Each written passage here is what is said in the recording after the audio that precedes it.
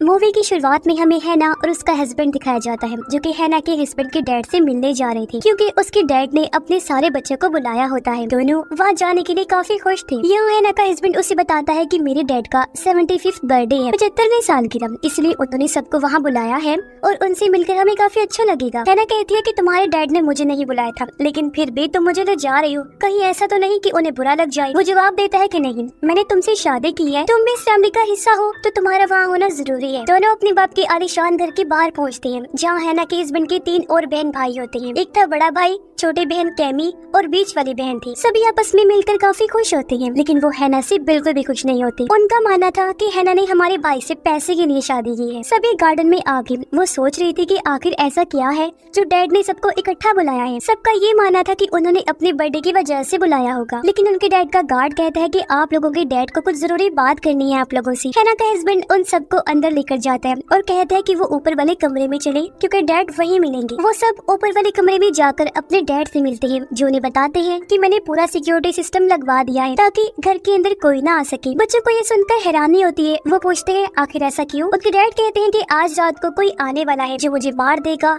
और उन पांचों को मेरी हिफाजत करनी हो ताकि वो मुझे मार ना सके। ये सुनकर सब बच्चे हैरान हो गए और सोचते हैं कि आखिर कौन आएगा। डैड उनसे कहता है कि मैं इस बारे में तुम्हें नहीं बता सकता। बच्चे कहते हैं कि मजाक करना बंद करें और सच बताएं कि आखिर वो ऐसा क्यों कह रहे हैं। वो कहते हैं कि मजाक नहीं, बल्कि तुम इसे बिल्कुल सीरियस लो, क्योंकि अगर मैं आज रात मरता हूँ तो ये चीज तो तय हो चुकी है कि मरने के बाद मेरी सारी प्रॉपर्टी किसी चैरिटी की हो जाएगी, ना कि मेरे बच्चों की। लेकिन अगर मैं जिंदा रहा तो अपनी प्रॉपर्टी को तुम सब में बांट दूंगा। तुम्हें बस आज रात मुझे महफूज रखने के लिए कुछ भी करना है। ये सुनकर सब हैरान हो जाते हैं और सोचने लगती है कि आखिर वो ऐसा क्यों कह रही हैं। लेकिन तभी वो अपने गार्ड को हुक्म देते हैं कि अब तुम जा सकते हो। और जब गार्ड वहाँ से गया तो सारे खिड़की दरवाजों को अच्छे से लॉक कर देता है ताकि कोई भी वहाँ से ना अंदर आ सके और ना ही कोई बाहर जा सके। और वो सब नीचे जाकर बात करने लगती है कि आखिर डैड को ऐसा क्या हो गया है कि वो ऐसी बातें कर रहे हैं। तो उन सबको लगता है कि शायद डैड हमें आजमाना चाहते हैं। उन्हें नहीं लगता कि यहाँ कोई भी आएगा उन्हें मारने के लिए, क्योंकि सारे खिड़की दरवाजे तो पहले ही लॉक्ड है। तभी हैना उनसे कहती है क्या पता डैड सच बोल रही हो, अगर ऐसा है तो उन्हें उनकी जान बचानी होगी। वो सब इस बात को नजरअंदाज कर देते हैं और अपने अपने रूम में चले जाते हैं। कैमी सबसे पहले शराब वाले रूम में गई, जहाँ पर ढेर सारी शराब की बोतलें रखी हुई थी। और जब वो शराब ले रही थी तो अचानक उसी कमरे में से कुछ आवाज आती है, जो सुनकर वो काफी डर गई।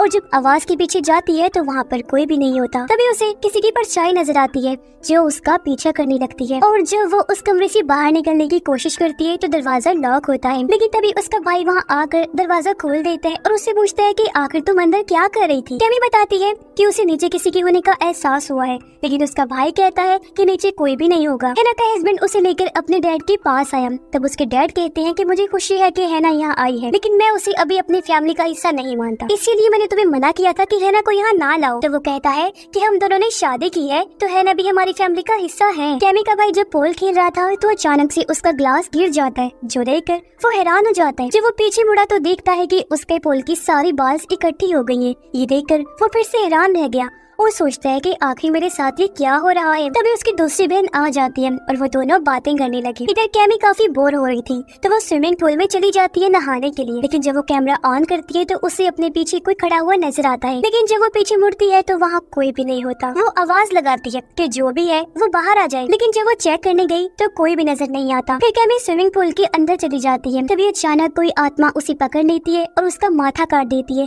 जिससे उसका खून निकलने लगा। आत्मा उसे स्विमिंग पूल में फेंक देती है, जिससे उसकी मौत हो जाती है। कैमी के बहन भाई आपस में बात कर रहे थे कि आखिर उनके बाप ने ऐसा क्यों किया और उनकी क्या प्लानिंग है। लेकिन तभी वहाँ हैना का हस्बैंड आ जाता है, जो सुन लेता है कि वो उसकी बीवी के बारे में बुराई कर रहे थे। तभी उन्हें एहसास हुआ कि कैमी यहाँ नहीं है। और जब वो नीचे गई तो उन्हें कैमी की लाश मिलती है, जो देखकर वो हैरान तो हो जाते हैं और सोचती लगती है कि आखिर किसका काम होगा। कैमी का भाई कहता है कि वो तो हमारी बहन है तो हम तो उसे नहीं मार सकते, लेकिन हमारे बीच एक ऐसी लड़की है जो हमारी फैमिली की नहीं है। ये सुनकर हैना का हस्बैंड यानी उनका भाई कहता है कि मैं अपनी वाइफ पर ऐसे इल्जाम बर्दाश्त नहीं कर सकता, क्योंकि वो हर वक्त मेरे साथ ही थी और वो कैमी के साथ ऐसा बिल्कुल नहीं कर सकती। उन दोनों का मानना था कि अगर घर की सारे दरवाजे बंद है तो यहाँ कोई भी नहीं आ सकता उसे मारने के लिए। इसीलिए हमारा शक हैना पर था कि हैना ने ही उसे मारा होगा। जब उनके डैड को ये बात पता चलती है कि उसकी छोटी बेटी मारी गई है तो वो नीचे आके अपने बेटे की लाश के सामने रोने लगती है और कहती है कि उसकी मौत बहुत ही बुरी हुई है। सब पूछती है कि आखिर इसको मारने वाला कौन है। डैड उन्हें बताते हैं कि दरअसल उनके घर में एक आत्मा मौजूद है जिसने कैमी को मारकर हमसे छीन लिया। मैंने उसी कुछ बिजनेस डील की है जिसकी वजह से वो ऐसा कर रहा है। ये सुनकर वो हैरान हो गई, कहते हैं कि पूरी बात बताएं, लेकिन डैड उन्हें पूरी बात नहीं बताते और कहते हैं कि मेरी एक बेटी तो मर गई है, लेकिन अब मैं हैना को भी अपना वारिस मानूंगा, जिस वजह से मैं उसे अपनी प्रॉपर्टी में से हिस्सा देने के लिए तैयार हूँ। ये सुनकर कैमी की दोनों बहन भाई काफी हैरान हो जाते हैं और पूछती है कि डैड आखिर आप ऐसा कैसे कर सकते हैं। डैड बताते हैं कि मेरी बेटे की मौत के बाद किसी को तो प्रॉपर्टी मिलनी ही है ना, इसलिए अगर तुम्हें और अमीर होना है तो मुझे जिंदा रखना होगा। कैमी का बड़ा भाई अपने डैड की ऑफिस से घर ले लेता है अपनी हिफाजत के लिए और कहता है कि जिस किसी ने भी मेरी बहन को मारा है मैं उसे जिंदा नहीं छोड़ूंगा। दोनों बहन भाई फिर से हैना को इल्जाम देते हैं, कहते हैं कि उसने ही कैमी को मारा है, लेकिन हैना कहती है कि कैमी के साथ मेरे रिश्ते बहुत अच्छे थे और मैं उसे मारने का सोच भी नहीं सकती। फिर हैना और उसका हस्बैंड नीचे गई जहाँ उन्हें कैमी की लाश नहीं मिलती। देखकर वो हैरान हो गई, सोचती है कि आखिर उसकी लाश कहाँ गायब हो गई। वो समझ जाते हैं कि यहाँ जरूर कोई है जो उन्हें जान से मार डालेगा, इसलिए वो फैसला करती है कि हम दोनों यहाँ से भाग निकलेंगे। वो दरवाजा तोड़ने की कोशिश करती है लेकिन इससे कोई फायदा नहीं होता। तो उसका हस्बैंड हैना से कहता है कि हम नीचे के रास्ते से निकल सकते हैं। तो वो नीचे जाने लगी ताकि वहाँ से बाहर निकल सके। कैमी की बहन उसकी पेंटिंग की तरफ देखती है जो उसे घूर रही थी और ये देखकर वो हैरान होने के साथ साथ डर भी जाती है। लेकिन तभी उसका भाई वहाँ आ गया और उसे शांत करके कहता है कि मैं डैड को बचाने के लिए किसी भी हद तक जा सकता हूँ। मुझे लगता है कि हैना और हमारा भाई मिलकर ये सब साजिश कर रहे हैं ताकि वो अमीर हो सके और डैड की प्रॉपर्टी के वारिस बन सके, लेकिन हम दोनों ऐसा होने नहीं देंगे। हैना और उसका हस्बैंड नीचे थे, वो बाहर जाने का रास्ता ढूंढती है तो उन्हें पता चलता है कि हर जगह लॉक्ड है। तभी हैना का हस्बैंड एक लॉक खोलता है और कहता है कि इसमें थोड़ी सी जगह है निकलने की, जिसमें से हैना निकलने लगी ताकि बाहर जाकर मदद ला सके, लेकिन वो निकलने की बजाय वहाँ अटक जाती है। उसे दूसरी तरफ बाहर कुछ नजर आता है जो देखकर वो डर जाती है। अपने हस्बैंड से कहती है कि मैंने किसी को देखा है। वो हैना को छुड़वाता है और उसे लेकर भागने लगता है। जब वो दरवाजा बंद कर रही थी तो अपने सामने एक डीमन को देखते हैं। उसे देख वो हैरान होते हैं और सोचते हैं कि आखिर ये क्या चीज है। इससे पहले वो उनके पास आता वो दोनों भागकर लॉकर में चले जाते हैं, लेकिन तभी कैमी के बहन भाई उस लॉकर का दरवाजा बंद कर देते हैं ताकि वो बाहर ही ना आ सके। ये देखकर वो परेशान हो गई। हैना का हस्बैंड उसे कहता है कि अगर यहाँ का टेम्परेचर 0 डिग्री से कम होगा तो हम मर जाएंगे। यहाँ पर ऑक्सीजन लेवल बहुत कम है, इसलिए हमें किसी भी हाल में यहाँ से बाहर निकलना होगा। वो दोनों कोशिश करने लगते हैं वहाँ से बाहर निकलने की, लेकिन वो नाकाम रहे। कैमी के बहन भाई जब आगे बढ़े तो उन्हें किसी की आवाज आई। कैमी की बहन जब देखने आगे बढ़ी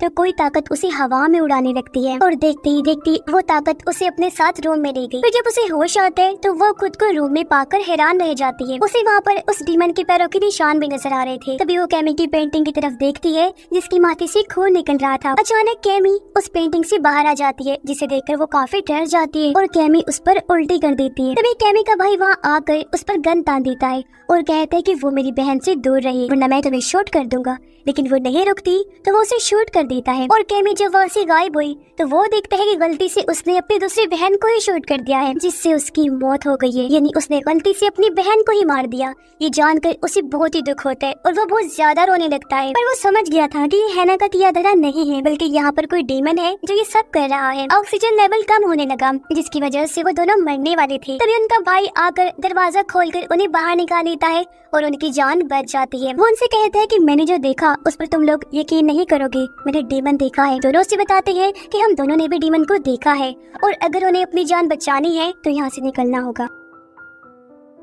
कैमी का भाई कहता है कि तुम दोनों यहाँ से बाहर निकलने का रास्ता ढूंढो, तब तक मैं डीमन का ध्यान भटकाने की कोशिश करूंगा। जब वो दोनों वहाँ से बाहर निकलने के लिए जा रही थी तो डीमन उन पर हमला कर देता है, लेकिन वो एक रूम में जाकर खुद को लॉक कर लेते हैं। तभी वो लोग देखते हैं कि बुक शेल्फ के पीछे कोई खुफिया रूम है और जब वो उस रूम को खोलते हैं तो उसके अंदर उन्हें कई सारी डीमन से जुड़ी चीजें मिलती है। ये देखकर वो हैरान हो गई और सोचती है कि आखिर उनके डैड ने ऐसा क्या किया था जिसकी वजह से वो डीमन यहाँ पर आ गया। उन्हें वहाँ पर एक डिमोनिक साइन मिलता है जिसके अंदर खून था। कैमी का भाई जब डीमन को ढूंढ रहा था तो अचानक से उसके सामने वो डीमन कैमी बनकर आ जाता है, जिससे वो घबरा जाता है और बैलेंस खराब होने की वजह से सीधा नीचे गिर जाता है, जिससे उसकी हड्डी टूट गई, लेकिन उसकी गन भी उससे दूर पड़ी हुई थी। तभी वो डीमन फिर से उसकी दूसरी बहन का रूप लेकर उसके सामने आ जाता है और वो उसे गलीसी लगाकर उसका सारा खून पी जाता है, जिससे उसका जिस्म तबाह हो गया और बुरी तरह उसकी भी मौत हो जाती है। दोनों जब उसके चिल्लाने की आवाज सुनते हैं तो वहाँ पहुंचकर देखते हैं कि वो भी वहाँ से गायब हो चुका है। ये देखकर वो समझ जाते हैं कि इसका मतलब वो भी मारा गया। फिर वो दोनों फौरन वहाँ से बाहर निकलने का रास्ता ढूंढने लगते हैं। तभी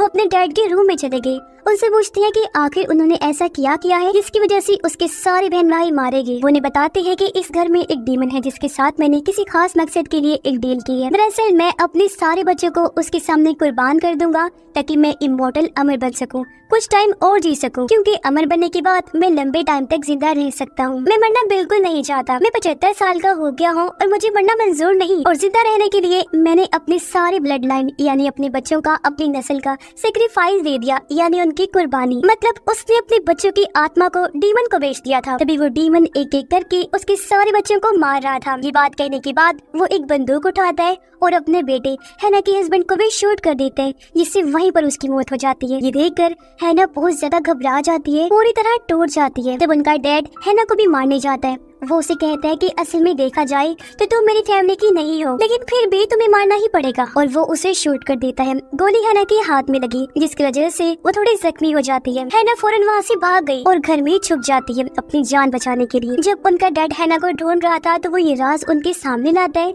कि असल में मैं नाटक कर रहा था कि मैं तुम्हें भी अपनी फैमिली का हिस्सा मानता हूँ। मैं तुम्हें कभी अपनी फैमिली नहीं बना सकता और मैंने अपने बेटे को बोला भी था कि वो लड़की यानी कि तुम उसके लायक नहीं है, लेकिन उसने मेरी बात नहीं मानी और तुमसे शादी कर ली, जिससे मुझे बहुत ही बुरा लगा। तभी हैना को वहाँ पर बंदूक मिल जाती है, जिसे उठाकर वो उसके डैड को शूट कर देती है। और तभी एक फर्नीचर उसके ऊपर गिर गया, जिसके नीचे वो अटक जाता है। हैना उसे बताती है कि असल में तुम्हारा बेटा और मैं तुम्हारे लिए एक बर्थडे गिफ्ट लेकर आए थे, लेकिन हम दोनों ने वो गिफ्ट अभी तक तुम्हें दिखाया नहीं, और अब जब तुम मरने वाले हो तो मैं तुम्हें वो गिफ्ट दिखाना चाहती हूँ। वो फौरन उसे गिफ्ट दिखाती है, जिसके अंदर एक अल्ट्रासाउंड की तस्वीर थी। वो बताती है कि असल में मैं माँ बनने वाली हूँ। जो बच्चा आपके बेटे का है यानी आपका पोता, तो ये आपका ब्लड लाइन है। मतलब कि तुम अपनी फैमिली के आखिरी मेंबर नहीं हो, बल्कि ये बच्चा है। तो तुम्हारी ब्लड लाइन में तुम्हें जिंदा रहने का हक नहीं है, बल्कि मेरे पेट में पल रहे बच्चे को है, जो कि तुम्हारी प्रॉपर्टी का मालिक बनेगा। मतलब कि असूल के हिसाब से उसके पेट में जो बच्चा है वो इमॉर्टल होगा, क्योंकि उनका बाप तो मरने वाला है। भी सुनकर वो हैरान और परेशान हो जाते हैं। पर डीमन भी ये सब सुन रहा था। वो डीमन फौरन